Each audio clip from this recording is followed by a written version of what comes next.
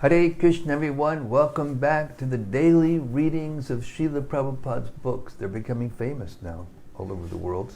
We've got over 1,700 followers out there in different continents, getting the nectar of associating with Srila Prabhupada every day, or at least when they can.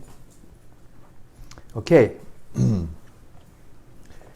We're getting, in the 9th canto, we're getting extreme lessons from one side of the material existence to another, so that we can become fixed in our desire to be with Krishna, to go back to Krishna. So we're going to start a very heavy chapter today, on the 15th chapter of the 9th canto. But before we do, we're going to hear Sanatana Goswami's glorification of the Bhagavatam, which in itself, if heard properly and realized, will give us all kinds of insight into what we're doing and deeper levels of appreciation. Srimad-Bhagavatam Mahima Stotram by Srila Sanatana Goswami. Mahima means glories. Bhagavata means of the Bhagavatam. Stotra means prayer. And it goes like this. Sarva Sastri Vistuyusha Sarva Vedaika Satpala Sarva Siddhanta Ratnaja Sarva Lokaika Drikprada. O nectar from the ocean of all scriptures, singular fruit of all the Vedas, rich mine of the precious gems of all conclusive truths, you are the only giver of sight to all the worlds. Sarva Bhagavata Prana, Srimad Bhagavata Prabho, Kalitmandodidaditya, Shri Krishna Parivartita. O life air of all the Supreme Lord's devotees, O Master Srimad Bhagavatam, you are the sun risen in the darkness of Kali. You are the exact image of Sri Krishna. Paramananda Pataya Prema Varshakshadayate Sarvada Sarvasevyaya Shri Krishnaya Namostume. I bow down to you, who is supremely blissful to read. Your every syllable pours down a flood of prema. You can always be served by everyone. You are Sri Krishna himself. Madeka Mando Matsangin Madguro Man Mahadana Man Nisaraka Mad Bhagya Mad Ananda Namostute. My only friend, my constant companion, my spiritual master, my great wealth, my savior, my good fortune, my source of ecstasy, I bow down to you. Asadu Sadhu Tadayin Adini Chochatakara Hanamun Jagadachin Mam Premnarit Kantayospura. O bestower of saintliness to the unsaintly, O exalter of the most fallen, please never leave me. Always appear in my heart and my voice with pure love. Om Namo Bhagavate Vasudevaya. Om Namo Bhagavate Vasudevaya. Om Namo Bhagavate Vasudevaya. Om Namo Bhagavate Vasudevaya. Om Namo Bhagavate Vasudevaya. Om Namo Bhagavate Vasudevaya. So we're going to go from the extremes of Pururava and his attachment to Urvashi and how embarrassed he had to become to chase that dream, to Parasurama, the Lord's warrior incarnation. We're going to go from one side of the spectrum to the other. Chapter 15, Parasurama, the Lord's warrior incarnation. This chapter describes the history of Gadi in the dynasty of Aila.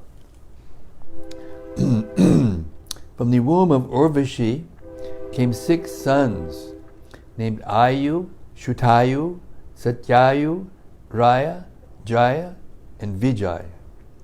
The sons of Shutayu the son of Shutaya was Vasuman. The son of Satyayu was Shutanjaya. The son of Raya was Eka. The son of Jaya was Amita. And the son of Vijaya was Bhima. Bhima's son was named Kanchana. The son of Kanchana was Hotraka. And the son of Hotraka was Janu, who was celebrated for having drunk all the water of the Ganges in one sip. Whoa. The descendants of Janu, one after another, were Puru, Balaka, Ajaka, and Kusha. The sons of Kusha were Kushambu, Tanaya, Vasu, and Kushanaba. From Kushambu came Gadi, who had a daughter named Satyavati. Whoa, here we go. Satyavati married Richika Muni after the Muni contributed a substantial dowry. And from the womb of Satyavati by Richika Muni, Jamadagni was born.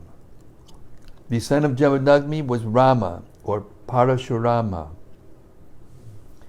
When a king named Kartavirarjuna stole Jamadagni's desire cow, Parashuram, who was ascertained by learned experts to be a Shaktivesh incarnation of the Supreme Personality of Godhead, killed Kartavirarjuna. Later, he annihilated the Kshatriya dynasty 21 times. That means 21 generations. After Parashuram killed Kartavirarjuna, Jamadagni told him that killing a king is sinful, and that as a Brahmana he should have tolerated the offense. Therefore Jamadagni advised Parashuram to atone for his sin by traveling to the various holy places. Okay, here we go.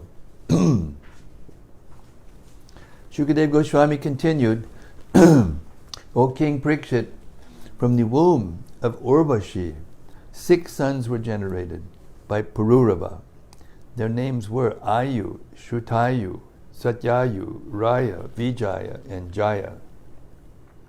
Text 2:3. The son of Shrutayu was Basuman. The son of Satyayu, Shrutjanjaya. The son of Raya, Eka. The son of Jaya, Amita. And the son of Vijaya, Bhima.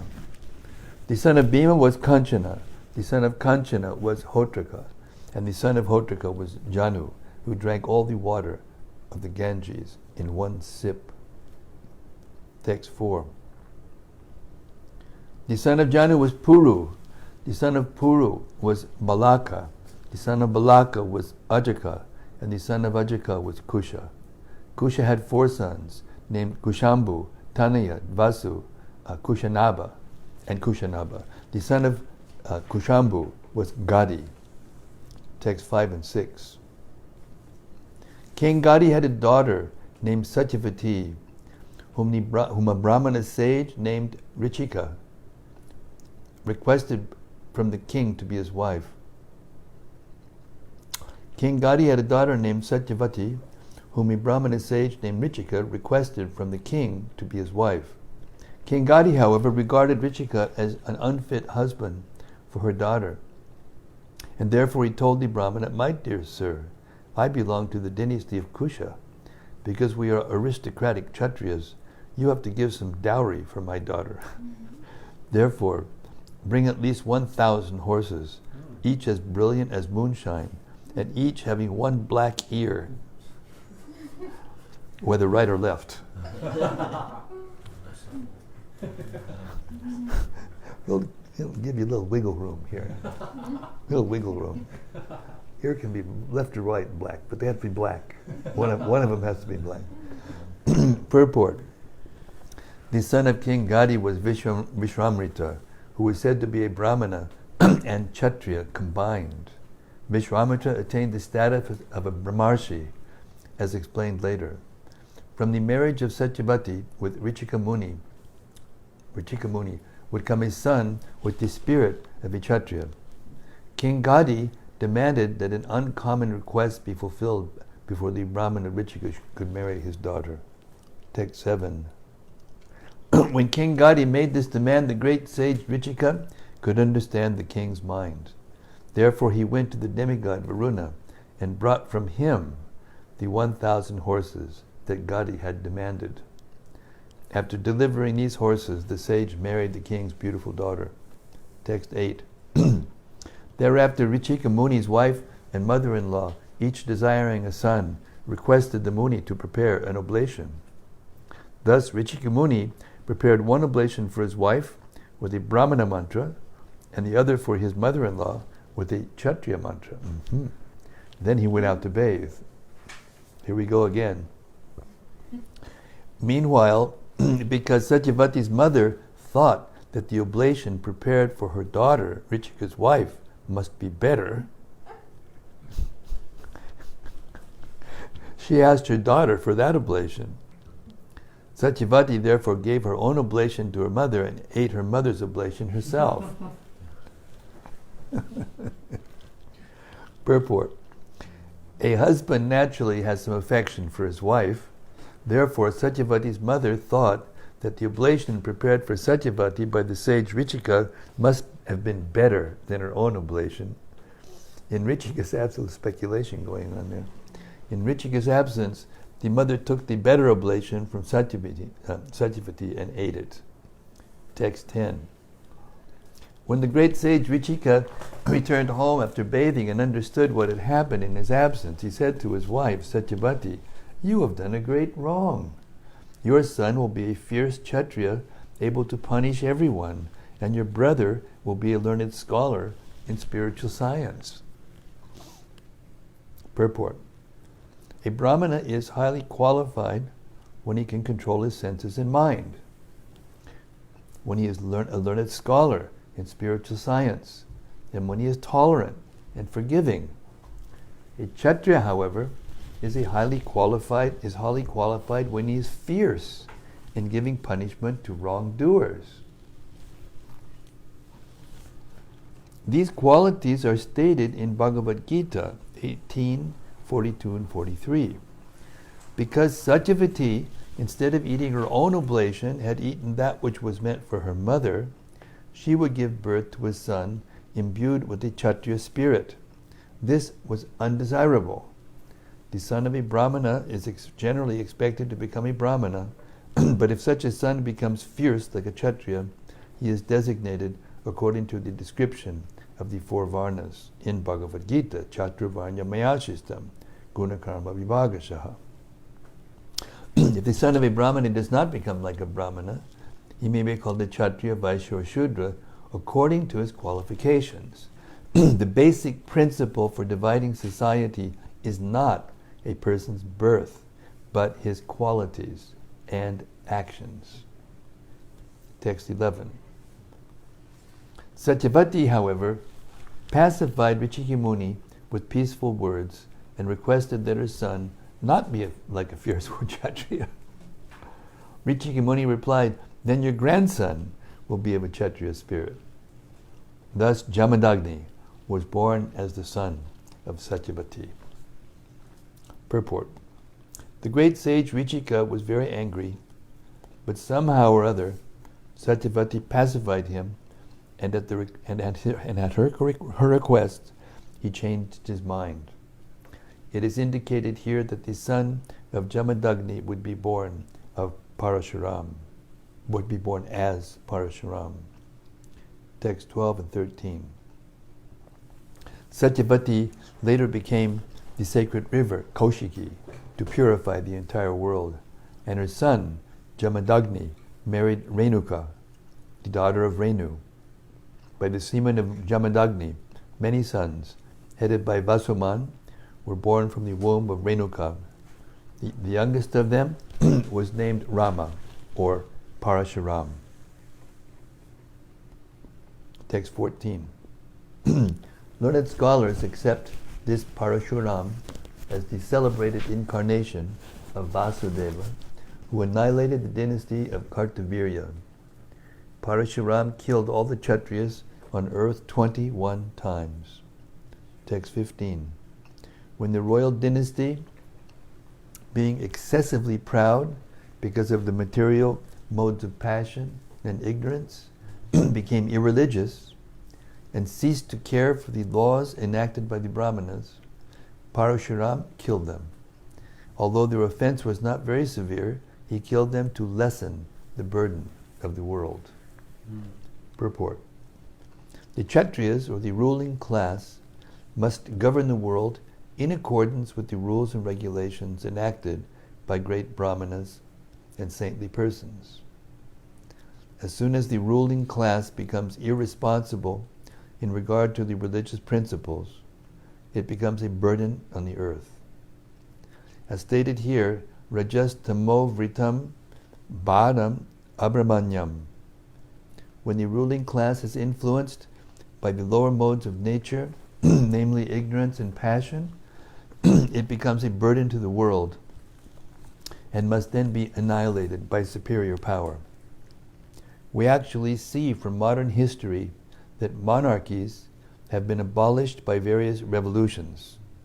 But unfortunately, the monarchies have been abolished to establish the supremacy of third-class and fourth-class men. Although monarchies overpowered by the modes of passion and ignorance have been abolished in the world, the inhabitants of the world are still unhappy. For although the qualities of the former monarchs were degraded by taints of ignorance, although the qualities of the former monarchs were degraded by taints of ignorance, these monarchs have been replaced by men of the mercantile and worker classes whose qualities are even more degraded. When the government is actually guided by brahmanas or God-conscious men, then there can be real happiness for the people. Therefore, in previous times, when the ruling class was degraded to the modes of passion and ignorance, the brahmanas, headed by such a Kshatriya-spirited brahmana as Parasurama, killed them 21 consecutive times. In Kali Yuga, as stated in Srimad-Bhagavatam 12.2.13, Dasyu Prayeshu Rajasu, the ruling class, Rajanya, will be no better than plunderers, Dasyus, because the third class and fourth class men will monopolize the affairs of the government. Ignoring the religious principles and Brahminical rules and regulations, they will certainly try to plunder the riches of the citizens without consideration. As stated elsewhere in Srimad-Bhagavatam 12.1.40, Asankrita kriya hina rajasa tamasavritaha prajas te bhakshayishyanti mlecha rajanya rupinaha. Being unpurified, neglecting to discharge human duties properly, and being influenced by the modes of passion, rajas, and ignorance, tamas, unclean people, mlechas, posing as members of the government, rajanya rupina, will swallow the citizens, prajas te bhakshayishanti.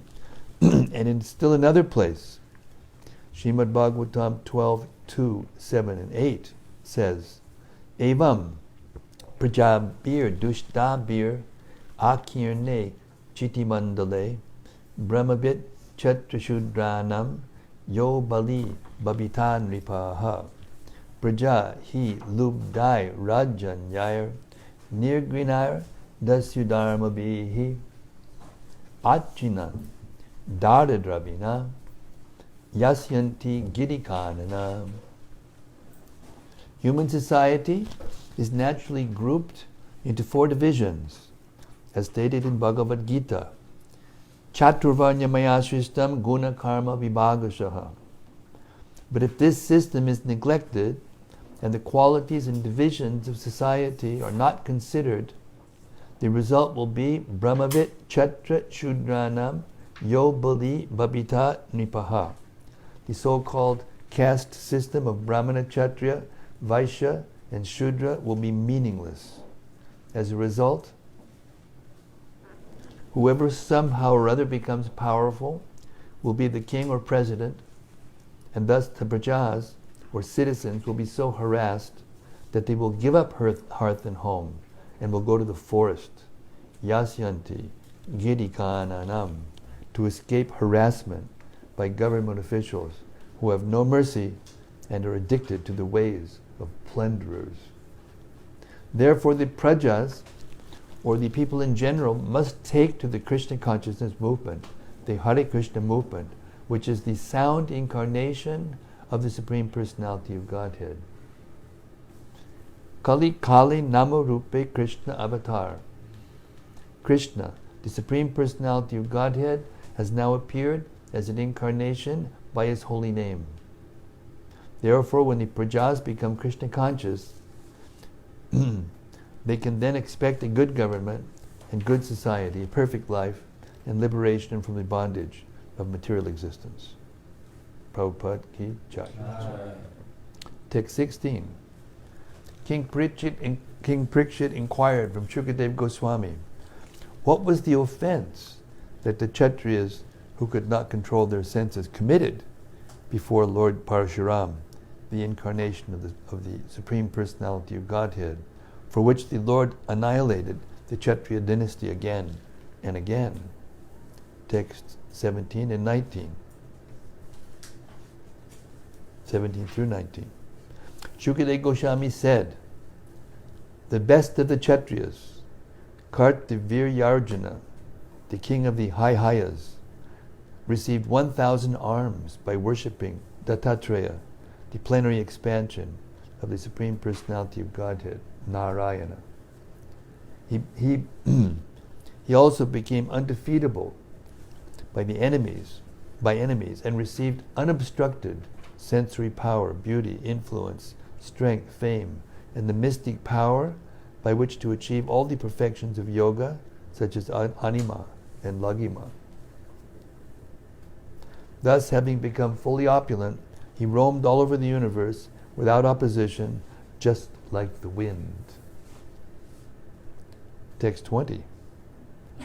Once, while enjoying in the water of the river Narmada, the puffed up Kartaviryarjuna, surrounded by beautiful women and garlanded with a garland of victory, stopped the flow of the water with his arms.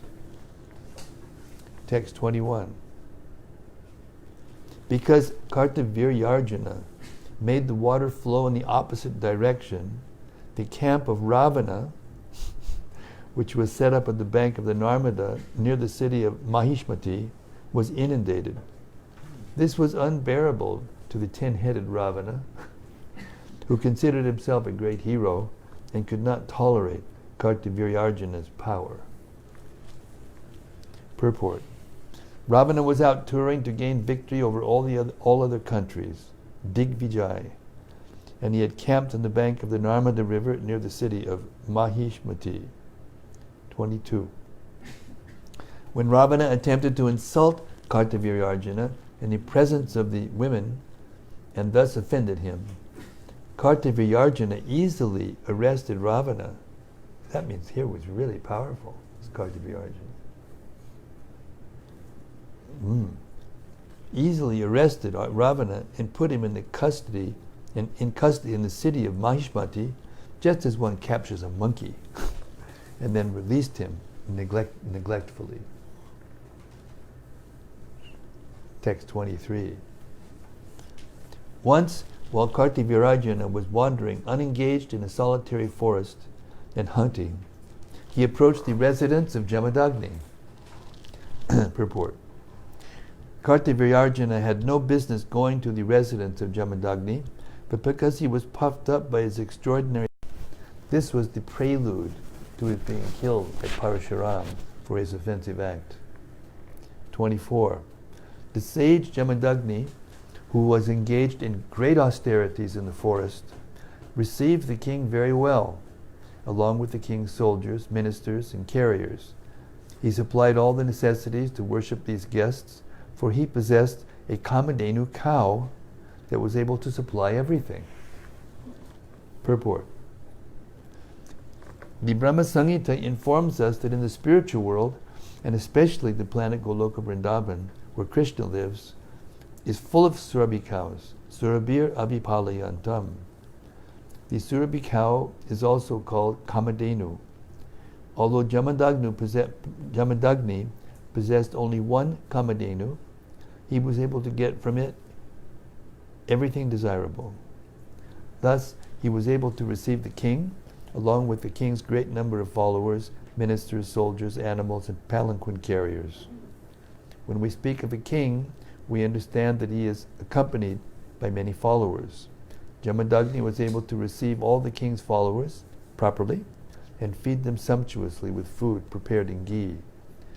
The king was astonished at how opulent Jamadagni was because of possessing only one cow, and therefore he became envious of the great sage. This was the beginning of his offense. Parasurama, the incarnation of the Supreme Personality of Godhead, killed Kartavirya because Kartavirya was too proud. One may possess unusual opulence in this material world, but if one becomes puffed up and acts whimsically, he will be punished by the Supreme Personality of Godhead. This is the lesson to learn from this history, in which Parasurama became angry at Kartavirya and killed him and rid the entire world of Kshatriyas 21 times. Text 25. Kartavirya thought that Jamadagni was more powerful than Jamadagni's reception. On the contrary, they wanted to possess that Kamadhenu, which was useful for the execution of the Agnihotra sacrifice.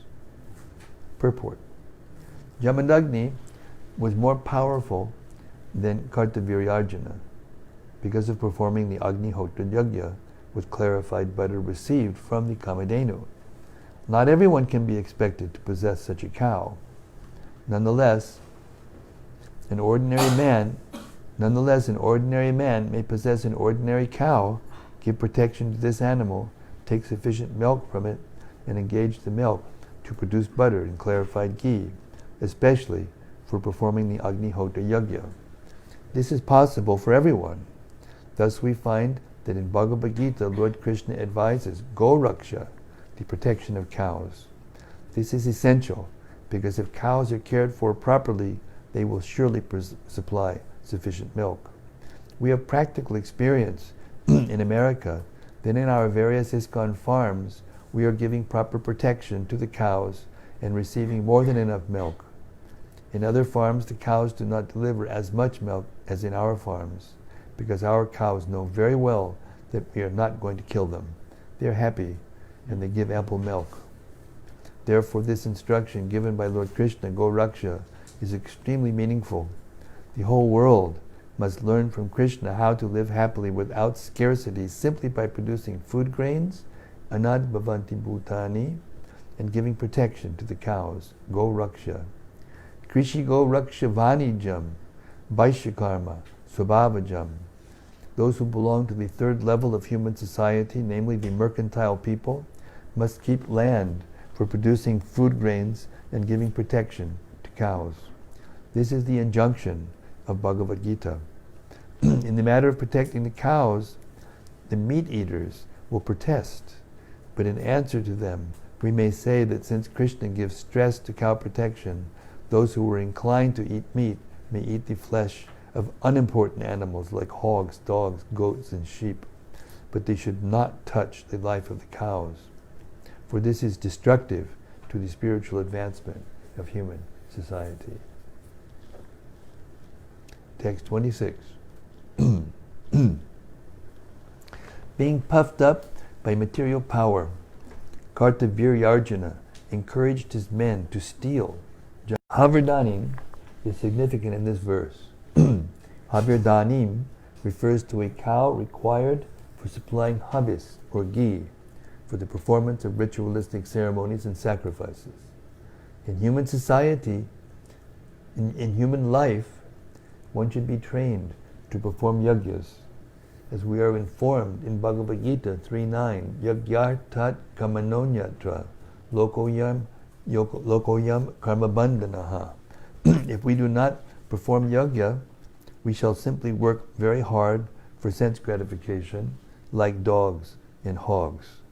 This is not civilization. A human being should be trained to perform yajna.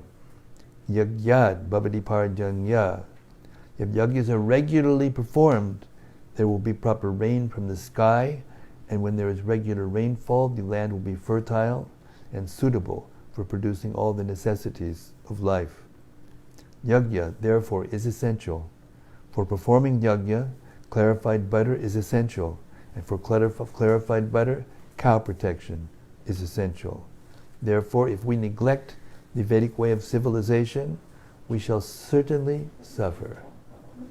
So-called scholars and philosophers do not know the secret of success in life, and therefore they suffer in the hands of Prakriti, nature.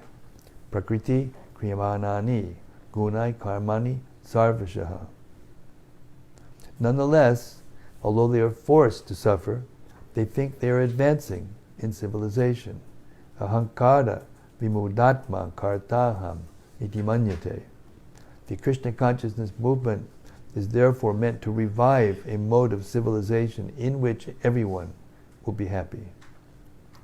This is the motive of our Krishna consciousness movement. Yagye sukhina bhavantu. Text 27. Thereafter, Kartavirarjuna, having left with the Kamadhenu, Parasurama returned to the ashram. When Parasurama, the youngest son of Jamadagni, heard about Kartavirarjuna's nefarious deed, he became as angry as a trampled snake. Text 28. Taking up his fierce chopper, his shield, his bow, and a quiver of arrows, Lord Parasurama, exceedingly angry, chased Kartavirarjuna just as a lion chases an elephant. 29. As King Kartavirarjuna entered his capital, Mahishmatipuri, he saw Lord Parasurama, the best of the Bhrigu dynasty, coming after him, holding a chopper, shield, bow, and arrows. Lord Parasurama was covered with a black deerskin, and his matted locks of hair appeared like the sunshine. 30. Upon seeing Parasurama, Kartavirarjuna immediately feared him and sent many elephants, chariots, horses, and infantry soldiers equipped with clubs, swords, arrows, rishtis, shatagnis, shaktis, and many similar weapons to fight against him. Kartavirarjuna sent 17 full Aukshahini. Parasurama alone killed all of them. So don't mess with God. Purport. The word Aukshahini refers to a military phalanx consisting of 21,870 chariots and elephants, 109,350 infantry soldiers, and 65,610 horses. An exact description is given in the Mahabharata, Adiparva, 2nd chapter, as follows. I won't read the Sanskrit, it's too much. 1 chariot, 1 elephant, 5 infantry soldiers, and 3 horses are called a pati by those who are learned in the science. The wise also know that a sanamukha is 3 times what a pati is. 3 senamukhas are known as 1 gulma. 3 gulmas are called a gana, and 3 ganas are called a vahini. 3 vahinis have been referred to by the learned as pritana. 3 pritanas equal 1 chamu, and 3 chamos equal 1 anikini. The wise referred to sent anikinis as 1 akshohini. Science. The chariots of an akshohini have been calculated at 21,870 by those who know the science of such calculations. O best of the twice born, and the number of elephants is the same. The number of infantry soldiers is 109,350, and the number of horses is 65,610. This is called an Aukshahini. Text 31.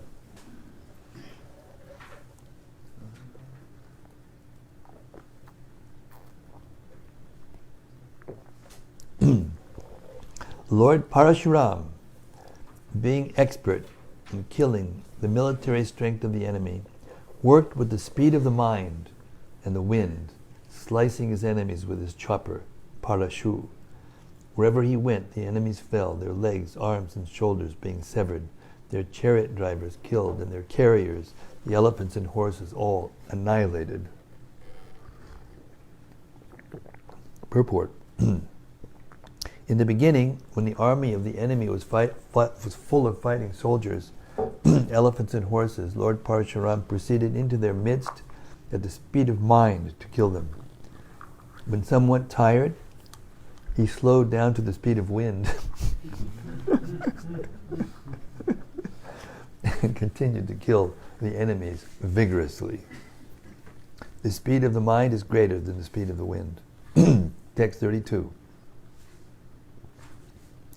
By manipulating his axe and arrows, Lord Parasurama cut to pieces the shields, flags, bows, and arrows and bodies of Kartavirarjuna's soldiers who fell in the battlefield, muddying the ground with their blood. Seeing these reverses, Kartavirarjuna, infuriated, rushed to the battlefield. Text 33. Then Kartavirarjuna, with his 1,000 arms, simultaneously fixed arrows on 500 bows to kill Lord Parasurama. But Lord Parasurama, the best of fighters, released enough arrows with only one bow to cut to pieces immediately all the arrows and bows in the hands of Kartavirarjuna. Text 34. When his arrows were cut to pieces, Kartavirarjuna uprooted many trees and hills with his own hands and again rushed strongly toward Lord Parasurama to kill him. But Parasurama then used his axe with great force to cut off Kartavirarjuna's arms, just as one might lop off the hoods of a serpent.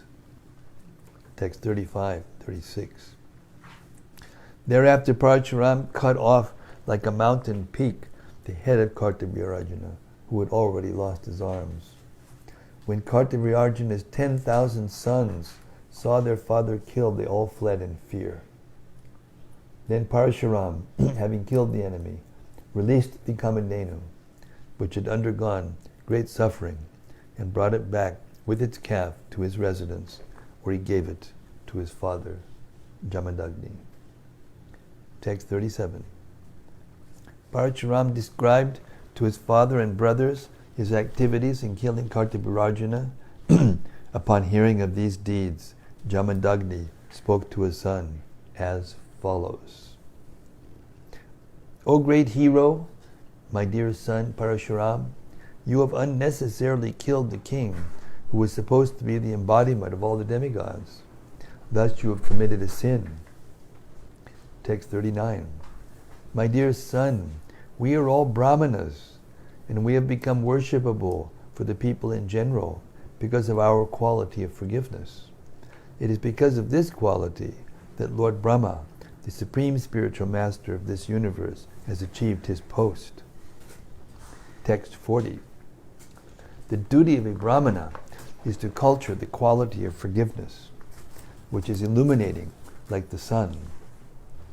The Supreme Personality of Godhead, Hari, is pleased with those who are forgiving. Purport. Different personalities become beautiful by possessing different qualities. Chanakya Pandit says that the cuckoo bird, although very black, is beautiful because of its sweet voice. Similarly, a woman becomes beautiful by her chastity and faithfulness to her husband, and an ugly person becomes beautiful when he becomes a learned scholar. In the same way, Brahmanas, Kshatriyas, Vaishyas, and Shudras become beautiful by their qualities. Brahmanas are beautiful when they are forgiving, Kshatriyas when they are heroic and never retreat from fighting, Vaishyas when they enrich cultural activities and protect cows, and Shudras when they are faithful in the discharge of duties pleasing to their masters. Thus, everyone becomes beautiful by his special qualities. And the special quality of a brahmana, as described here, is forgiveness. Text 41. My dear son, killing a king who is an emperor is more severely sinful than killing a brahmana. Woo! But now if you become Krishna conscious and worship the holy places, you can atone for this great sin. Purport. One who fully surrenders to the Supreme Personality of Godhead is freed from all sins. Aham tvam sarva papebhyo mokshayishami ma mokshayishami. From the very moment, from the very day or moment he fully surrenders to Sri Krishna, even the most sinful person is freed. Nonetheless, as an example, Jamadagni advised his son Parasurama to worship the holy places. Because an ordinary person cannot immediately surrender to the Supreme Personality of Godhead, he is advised to go from one holy place to another to find saintly persons and thus gradually be released from sinful reactions. Thus end the Bhaktivedanta purports of the 9th chapter, 15th verse, 9th canto, 15th chapter of Srimad-Bhagavatam, entitled Parasurama, the Lord's Warrior Incarnation.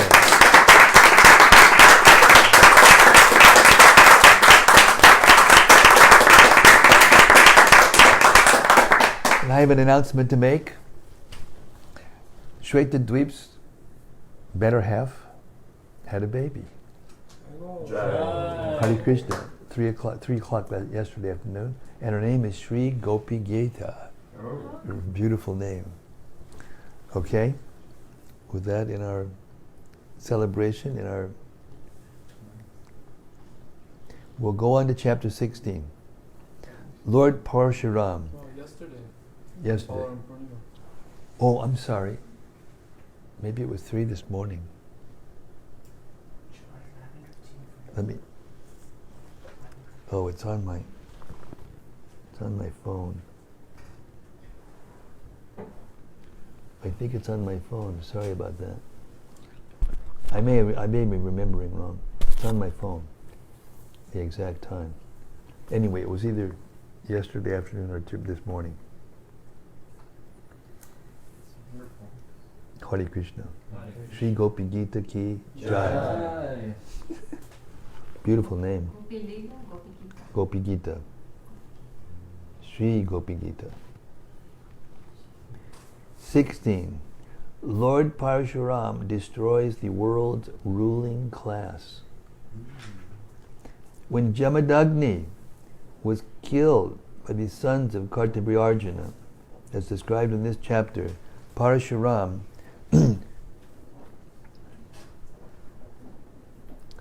rid the entire world. When Jamadagni was killed by the sons of Kartavrya, as described in this chapter, Parasurama rid the entire world of Kshatriyas 21 times. This chapter also describes the descendants of Vishwamrita. When Jamadagni's wife Renuka went to bring water from the Ganges and saw the king of the Gandharvas enjoying the company of Apsaras, she was captivated, and she slightly desired to associate with him. Because of this sinful desire, she was punished by her husband. Parasurama killed his mother and brothers, but later, by dint of austerities of Jamadagni, they were revived. The sons of Kartavirarjuna, however, remembering the death of their father, wanted to take revenge against Lord Parasurama, and therefore, when Parasurama was absent from the ashram, they killed Jamadagni, who was meditating on the Supreme Personality of Godhead. When Parasurama returned to the ashram and saw his father killed, he was very sorry, and after asking his brothers to take care of the dead body, he went out with determination to kill all the Kshatriyas on the surface of the world. Taking up his axe, he went to Mahishmatipur, the capital of Kartavirarjuna, and killed all of Kartavirarjuna's sons, whose blood became a great river. Parasurama, however, was not satisfied with killing only the sons of Kartavirarjuna. Later, when the Kshatriyas became disturbing, he killed them 21 times, so that there were no Kshatriyas on the surface of the earth. Thereafter, Parasurama joined the head of his father to the dead body and performed various sacrifices to please the Supreme Lord.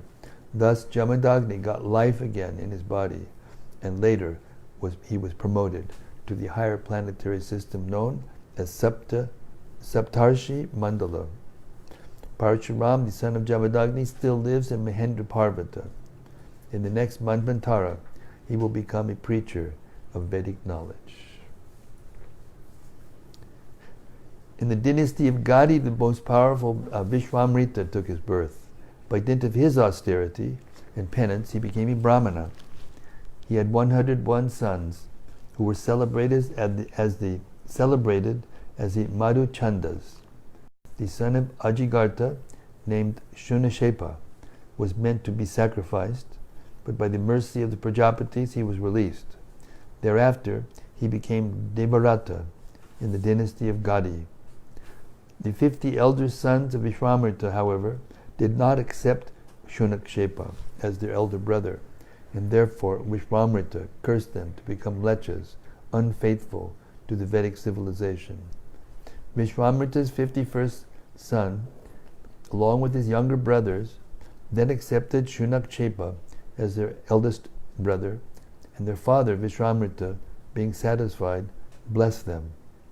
Thus Devarata was accepted in the dynasty of Kaushika, and consequently there are different divisions of that dynasty. Text 1.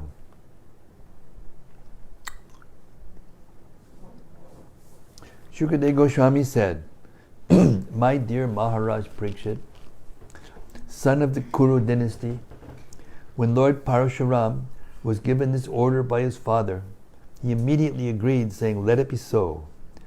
For 1 complete year he traveled to holy places. Then he returned to his father's residence. Text 2. Once when Renuka, the wife of Jamadagni, went to the bank of the Ganges to get water, she saw the king of the Gandharvas decorated with a garland of lotuses and sporting in the Ganges with celestial women, Apsaras. Text 3. She had gone there to bring water from the Ganges, but when she saw Chitrarata, the king of the Gandharvas, sporting with the celestial girls, she was somewhat inclined toward him and failed to remember that the time for the fire sacrifice was passing. Oops. Text 4. Later, understanding that the time for offering the sacrifice had passed, Renuka feared a curse from her husband. Therefore, when she returned, she simply put the water pot before him and stood there with folded hands. Text 5. The great sage Jamadagni understood the adultery in the mind of his wife. Therefore he was very angry and told his sons, My dear sons, kill this sinful woman. But the sons did not carry out his order. Jamadagni then ordered his youngest son, Parasurama, to kill his brothers who had disobeyed this order, and his mother who had mentally committed adultery. Lord Parasurama, knowing the power of his father, who was practiced in meditation and austerity, killed his mother and brothers immediately. Purport. The word prabhava, gya, is significant. Parasurama knew the prowess of his father, and therefore he agreed to carry out his father's order. He thought that if he refused to carry out the order, he would be cursed, but if he carried it out, his father would be pleased, and when his father was pleased, Parasurama would ask the benediction of having his mother and brothers brought back to life. Parasurama was confident in this regard, and therefore he agreed to kill his mother and brothers. Text 7. Jamadagni, the son of Satyavati, was very much pleased with Parasurama and asked him to take any benediction he liked. Lord Parasurama replied, Let my mother and brothers live again, and not remember having been killed by me. This is the benediction I ask. Text 8. Thereafter, by the benediction of Jamadagni, Lord Parashurama's mother and brothers immediately came alive and were very happy, as if awakened from sound sleep. Lord Parashurama had killed his relatives in accordance with his father's order because he was fully aware of his father's power, austerity, and learning. Text 9. My dear King Parikshit, the sons of Kartavirarjuna, who were defeated by the superior strength of Parasurama, never achieved happiness, for they always remembered the killing of their father. Purport. Jamadagni was certainly very powerful due to his austerities. But because of his slight offense by his poor wife Renuka, he ordered that she be killed. This was certainly a sinful act. And therefore Jamadagni was killed by the sons of Kartabhirajana, as described herein. So many lessons here. What goes around comes around. We should be very careful in all our dealings in this material world, not to offend anybody.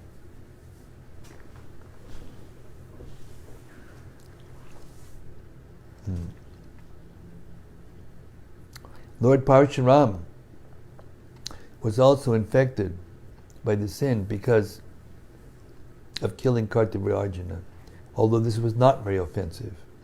Therefore, whether one be Kartabhirajana, Lord Parasurama, Jamadagni, or whoever one may be, one must act very cautiously and sagaciously. Otherwise, one must suffer the results of sinful activities. This is the lesson we receive from Vedic literature. Once when Parasurama left the ashram for the forest with Vasuman and his other brothers, the sons of Kartabhirajana took the opportunity to approach Jamadagni's residence to seek vengeance for their grudge. Text 11. The sons of Kartabhirajana were determined to commit sinful deeds. Therefore, when they saw Jamadagni sitting by the side of the fire to perform yajna and meditating upon the Supreme Personality of Godhead, who was praised by the best of selected prayers, they took the opportunity to kill him. Text 12. With pitiable prayers, Renuka, the mother of Parasurama and wife of Jamadagni, begged for the life of her husband, but the sons of Kartabhirajana, being devoid of the qualities of Kshatriyas, were so cruel that despite her prayers, they forcibly cut off his head and took it away. Text 13. Lamenting in grief for the death of her husband, the most chaste Renuka struck her own body with her hands and cried very loudly, "Old Rama, my dear son, Rama." Text 14. Although the sons of Jamadagni, including Lord Parasurama, were a long distance from home, as soon as they heard Renuka loudly calling, "O Rama, O my son," they hastily returned to the ashram, where they saw their father already killed. Text 15. Virtually bewildered by grief, anger, indignation, affliction, and lamentation, the sons of Jamadagni cried, "O Father, most religious, saintly person, you have left us and gone to the heavenly planets." Text 16. Thus lamenting, Lord Parasurama entrusted his father's dead body to his brothers and personally took up his axe, having decided to put an end to all the Kshatriyas on the surface of the earth. Text 17. O king, Lord Parasurama then went to Mahishmati, which was already doomed by the sinful killing of a Brahmana. In the midst of that city he made a mountain of heads, severed from the bodies of the sons of Kartabhirajana. Text 18 and 19. O king, with the blood of the bodies of these sons, Lord Parasurama created a ghastly river, which brought great fear to the kings who had no respect for Brahminical culture. Because the Kshatriyas, the men of power, from the face of the earth 21 times. Indeed, in the place known as Samata Panchaka, he created 5 lakes filled with their blood. Purport. Parasurama is the Supreme Personality of Godhead, and his eternal mission is Paritranaya Sadhunam Vinashaya Chaduskritam, to protect the devotees and annihilate the miscreants. To kill all the sinful men is one among the tasks of the Incarnation of Godhead. Lord Parasurama killed all the Kshatriyas 21 times consecutively because they were disobedient to the Brahminical culture. That the Kshatriyas had killed his father was only a plea. The real fact is that because the Kshatriyas, the ruling class, had become polluted, their position was inauspicious.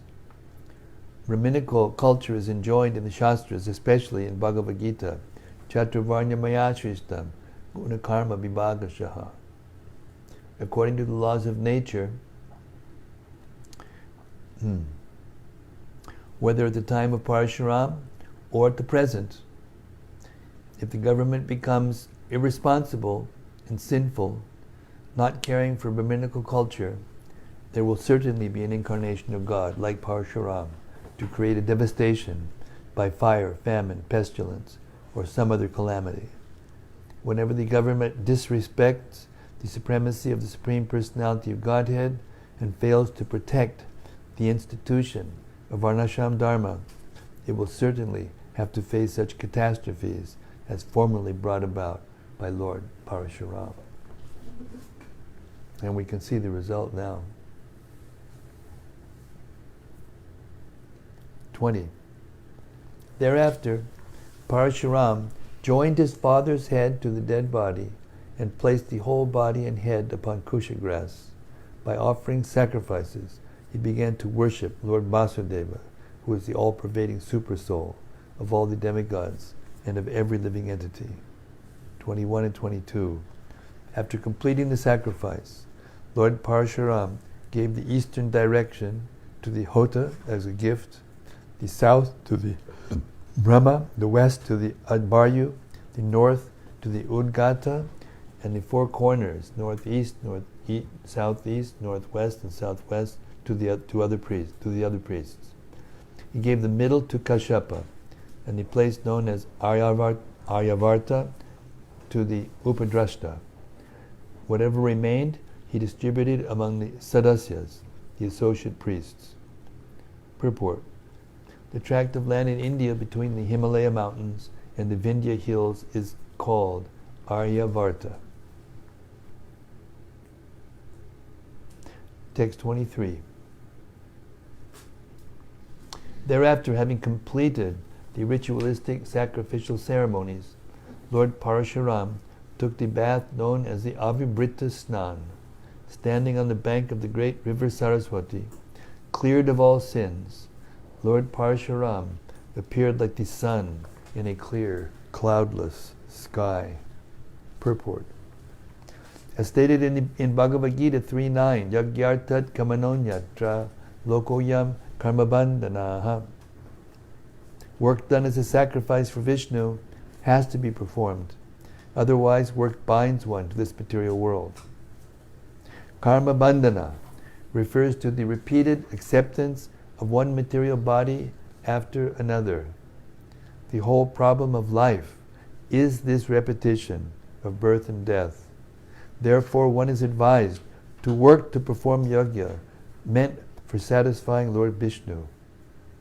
Although Lord Parasurama was an incarnation of the Supreme Personality of Godhead, he had to account for sinful activities. Anyone in this material world, however careful he may be, must commit some sinful activities, even though he does not want to. For example, one may trample many small ants and other insects while walking on the street, and kill many living beings unknowingly. Therefore, the Vedic principle of Pancha Yajna, 5 kinds of recommended sacrifice, is compulsory. In this age of Kali, however, there is a great concession given to people in general. Yagyai sankirtana prayar, yajanti hi sumedasaha. We may worship Lord Chaitanya, the hidden incarnation of Krishna, Krishna Varnam, Trisha Krishnam.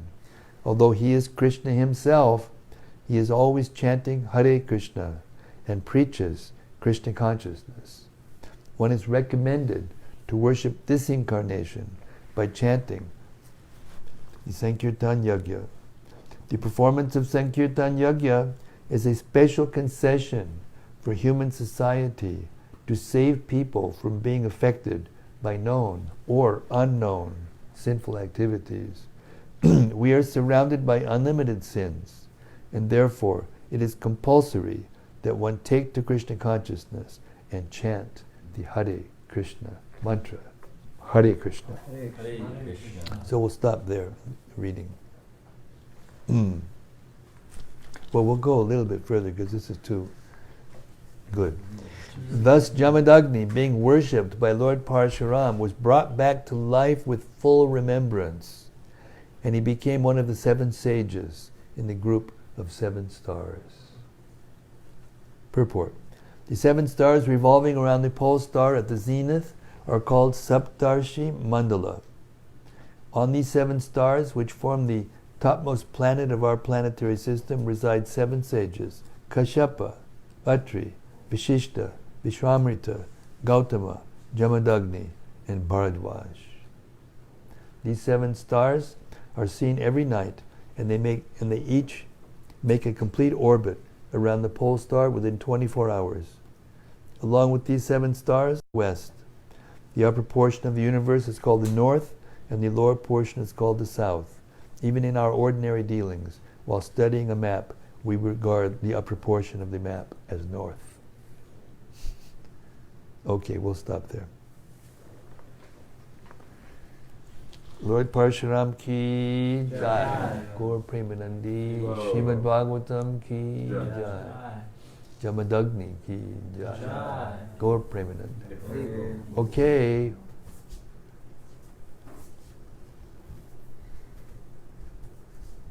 Time for our open mic.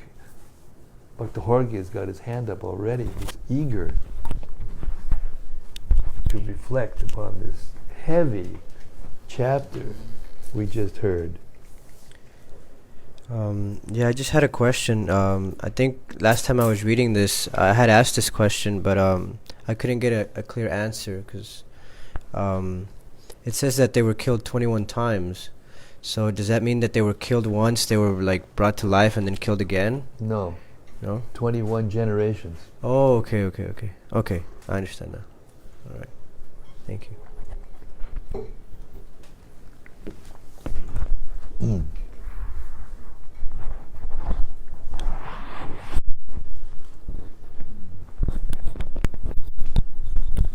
I can't remember the exact names, but when Dhruva Maharaj, I think it was his brother who was killed, and he went off and he started kind of just going crazy and killing Yakshas. all the yakshas, yes. And then it was his spiritual master who spoke to him and said that he was a little too much doing that. Who was it that came? He was an older Swayambhuva Manu. Yes, okay.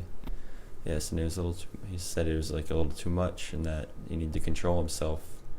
And I was just seeing how Rama, he went, Parasurama, he went and killed 21 generations because his father got killed. It seems...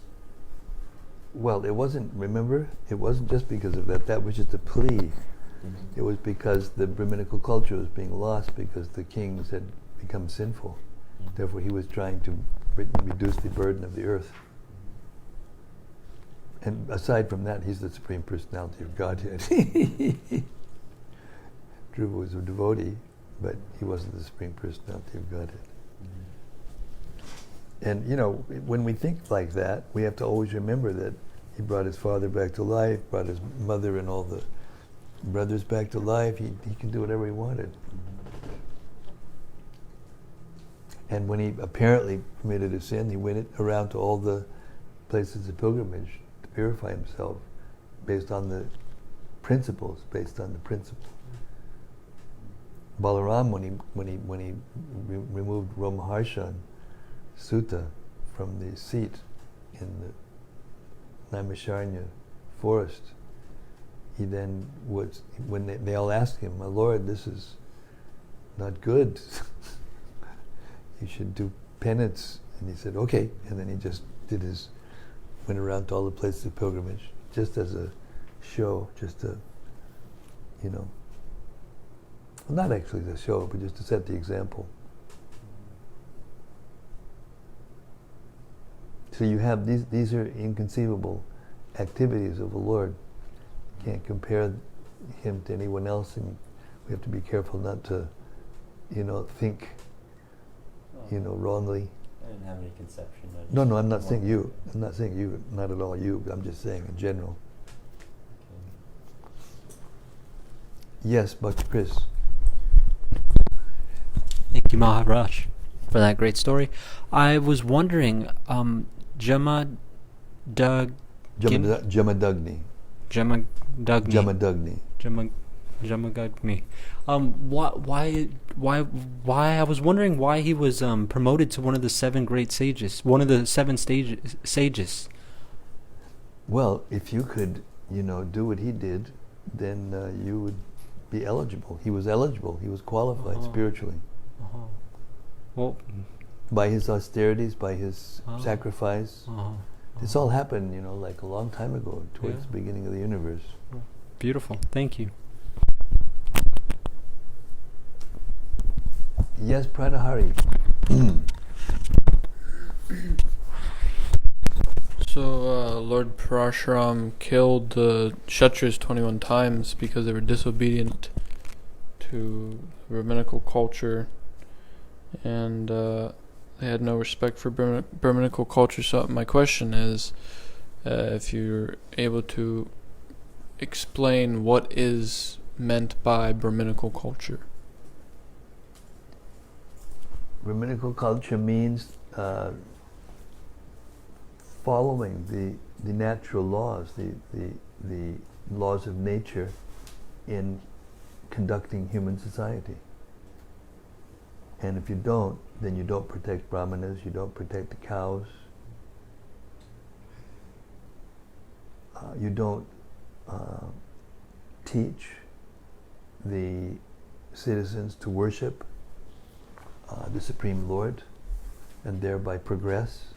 It's the most violent thing to do, because when you impede a person from progressing in spiritual life, then that's violence. Most violent thing you can do. So when the Kshatriyas act in the way that they do, to just like Hiranyakashipu is the prototype demon, and he sent all of his henchmen, remember, when he went to do his, while I'm doing my austerities, by the way, I want you to go down to the earth and I want you to upturn the laws of nature, kill the brahmanas, the cows, kill the trees, the cow, just turn everything upside down, laws of nature.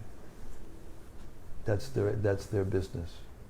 And that automatically dismantles the Vedic culture, the Brahminical culture, which is meant to elevate everyone, no matter what their position in the Varnashram. We heard that in one of the purports, that when the Shudras do their duties properly, and we hear it in Bhagavad Gita also, same.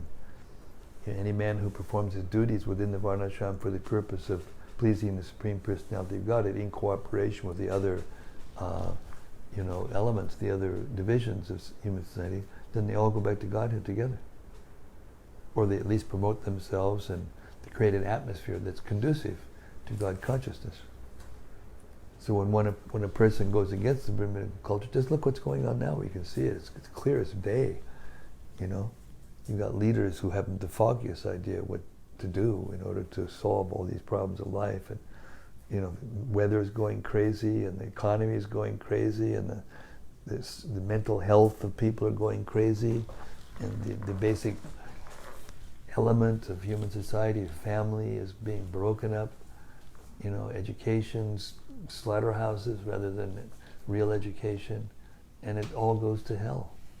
It all goes to hellish life, and the human society is now suffering like anything. And there's no solution, just like blowing on a boil. Doesn't do anything.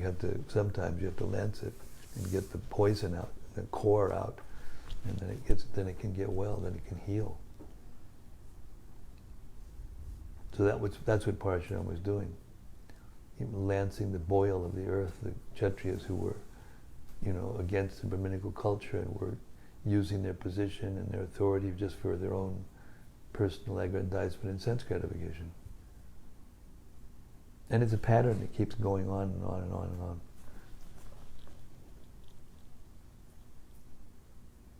Is that something? Or am I just... Thank you. Yeah, that works.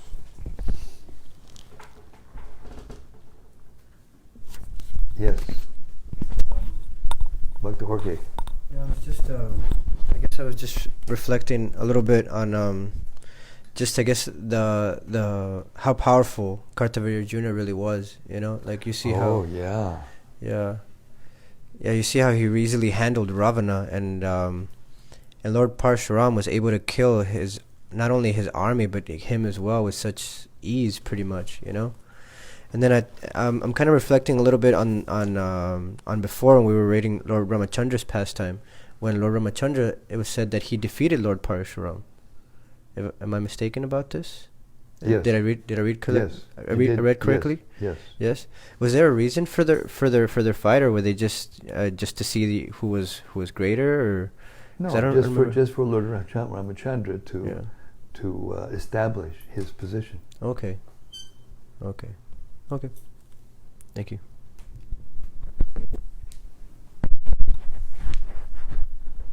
Yes, Bhakti Doug. There's There's some online things I'm trying to get at. This is Krishna Kata Das. He says, Hare Krishna Maharaj, please accept my humble obeisances. Jai Krishna Kata, Jai Ho. It is no coincidence that we are going through this canto, as we are having all these nice festivals, Balaram Jayanti, upcoming Janmastami, and Srila Prabhupada's appearance day. Krishna is turning the heat up and giving us opportunity to take advantage of the purification before we go on to the 10th canto. It's his reflection, I guess. I refuse to comment on that. Put my name in that company. I can't quite. But it's true that divine arrangements are made. I don't mean my birthday, but Prabhupada's appearing, the day after Janmastami was no accident whatsoever.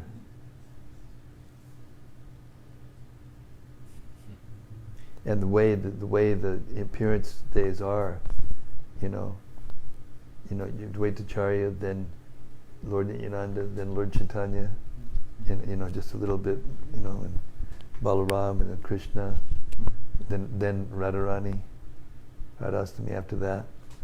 It's all arranged. It's all organized and arranged. It goes, successfully into more and more deeper, understandings, and that we follow all these things and remember. Inconceivable means not that we can't understand him, but we can't understand everything about him. No one can understand everything about him.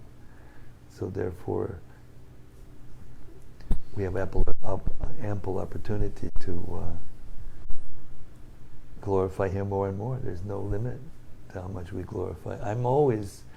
I'm getting more and more amazed, although I've always been amazed, at how the Bhagavatam, no matter how many times I read it, it just gets better and better. And all these things, even though you hear the same kinds of things again and again, it just gets, I don't know, more and more interesting, and more exciting, and more purifying, and it expands our consciousness. We just keep doing this. It's a sure thing. There aren't very many sure things in this world. And it takes a great faith to you have to know that for a fact, that by doing this, you will not have to take another birth. You will stop birth, death, and old age and disease. That requires not a leap of faith, but it requires educated faith. Blind following is condemned, and also absurd inquiry in the Bhagavad Gita, 34th verse of the 4th chapter. The purport, Prabhupada says, blind following and absurd inquiry. So our inquiries should become, as they are, doing this every day, the inquiries are becoming more and more sweet, and the reflections are more and sweeter and sweeter, and just increasing the glories of the Lord and the glories of the devotees. How nice is that? Today. Yesterday we read that Vyasa told that the nature of things he was writing were subjected to being taken advantage of. by people, and that those people would avoid the Supreme Personality of Godhead and service unto Him. I can understand people have free will. Is it that the understanding is not deep enough when one does not indulge in the senses? Or is, as we read tonight, is that one may commit sinful activities, although he may not want to? I'm just wondering if there's a difference between being subjected to the senses or blatantly indulging in them. No difference. In the Kali Yuga, the soul, we are, the conditioned souls in Kali Yuga, in human form, are less capable of going through the scriptures and coming to the correct conclusion. Because we don't have the intelligence, we don't have the purity, we don't have the will, the qualification to do that. So that was what Narada was telling. Everything is there in the Vedas, but in the Kali Yuga, people would, it's there, but it's mixed with a lot of other things. The glories of the Lord is always there, even in all the Puranas. You'll always find things about Krishna, and you can find it all through the Vedas, even in the Vedas and the Upanishads. Om Tad Vishnu Padulam Padam Sada Pachanti Yat Surya. So many qualities of the Supreme Personality of God are described in the Upanishads, so that although it's couched in phrases which are not so easy to understand, and therefore they're easily interpretable to be impersonal or some other thing. Even Shankaracharya, he couldn't comment on the Bhagavatam because it's just too clear. That Krishna is the source and the goal. It's too clear. He couldn't comment on it. So therefore, Narada gave Vyasadeva that instruction. You should write a literature that is just nothing but glorification of the Supreme Personality of Godhead. And that everything in it points to that. So you can't be misled.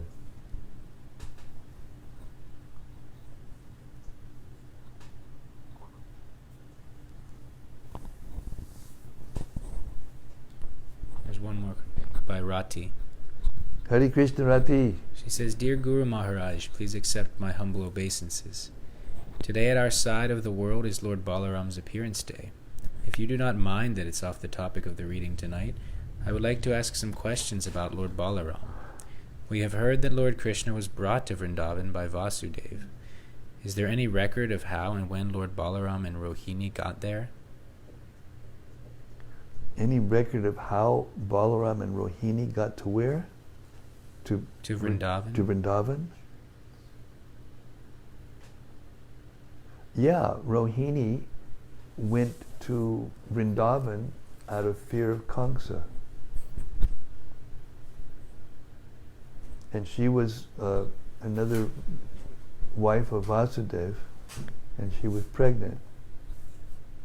And then when before Krishna appeared, then she thought she had a miscarriage, and Lord Balaram was transferred to her womb. First he appeared in the womb of Devaki, and then he was transferred to the womb of Rohini. So Balaram got to Vrindavan by coming directly by Yogamaya transferring him from the womb of Devaki to the womb of Rohini. Okay. And then she asks, we know that Krishna had 10 sons from each of his 16,000 wives and one daughter. Did Lord Balaram have any children? If not, is there any reason for that we are able to know or understand? I don't know that. It's there, but I don't know. You have to research.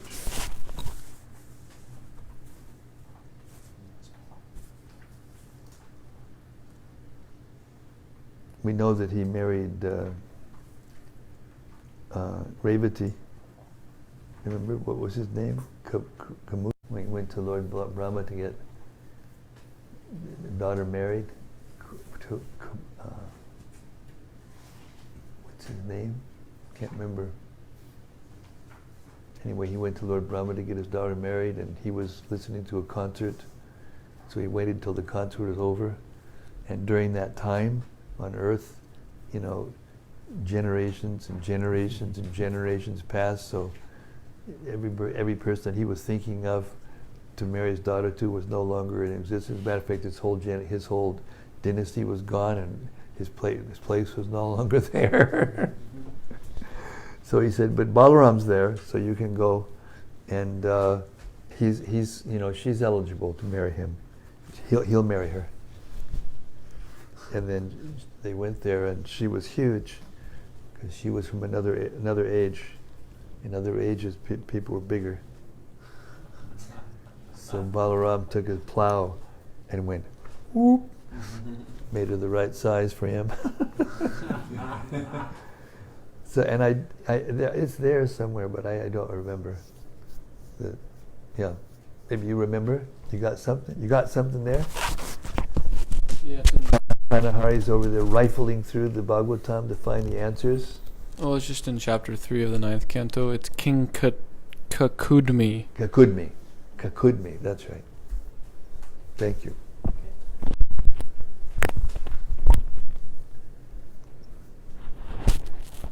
And with that, ladies and gentlemen, I am going to bid thee adieu and try to get to bed earlier, because I need to do that for proper reading of the Chaitanya Charitamrita tomorrow morning. Okay, we heard some pretty heavy stuff tonight. Parasurama, the Supreme Personality of Godhead. Don't ever think ill of him for what he did, because it all belongs to him. He can do what he wants for the benefit of all living beings, and that's what he's always doing. And when we come to the point where we know that and accept that and become enlivened by whatever he does, then we'll be eligible to go back to Godhead.